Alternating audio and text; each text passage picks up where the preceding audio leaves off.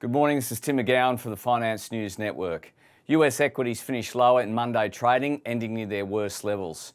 Investors are anticipating what could be a volatile week of trading ahead of Fed Reserve Chairman Jerome Powell's latest comments on inflation at the central bank's annual Jackson Hole meeting. Latest Reuters poll of economists highlighted expectations for the Fed to hike 50 basis points next month, in line with market pricing. In Europe, a number of concerns are focused on natural gas prices hitting record highs overnight amid the latest update from Russia that it would stop Nord Stream pipeline for 3 days of maintenance this week. Some of the more cautious strategists in the US are increasingly highlighting stretched valuations and risk of a more meaningful deterioration in earning revisions. And China has been forced to cut interest rates again in an effort to bring a little relief to the country's huge construction and real estate sector. The rate cut comes as record high temperatures and a severe drought have crippled hydropower and prompted the shutdown of many factories in west central China, an industrial base.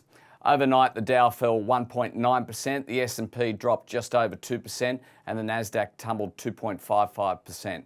Those losses came on the back of a losing week, which snapped a 4-week winning streak for the S&P 500. Still, the broader market index remains about 13% above its June lows. Across the sectors, tech stocks declined on concerns over more aggressive rate hikes from the Fed. Amazon fell 3.6% and semiconductor stocks dropped, with Nvidia down around 4.6%. Shares of Netflix was roughly 6% lower following an earnings downgrade. The semiconductor industry is now reportedly bracing for a downturn due to an oversupply of chips, the exact opposite of the challenge it dealt with for the last few years due to COVID.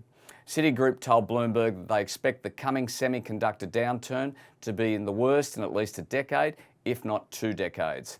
In Europe, their energy crisis has unleashed a global battle over natural gas tankers, leading to a shortage of ships and further boosting the fuel's record prices. LNG and the tankers that carry the fuel were in high demand even before the Ukrainian conflict, as extreme weather curtailed hydropower and many economies sought to ditch coal to reduce carbon emissions. The war has supercharged that trend. The trend is also playing out in the US as Bloomberg reports that New York gasoline inventories are so low that suppliers are resorting to expensive US vessels to move fuel into the region. Gasoline and diesel tanks in the New York Harbour region are at their emptiest levels in nearly 3 decades of government record keeping. It appears that an energy crisis is playing out across the globe at present.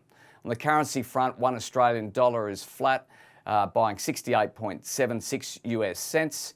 On the commodity front, iron ore futures are pointing to a 0.5% gain.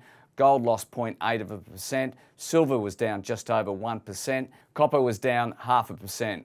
Oil prices bounced off session lows to trade nearly flat in a volatile session on Monday after Saudi Energy Minister said OPEC could cut production to confront market challenges.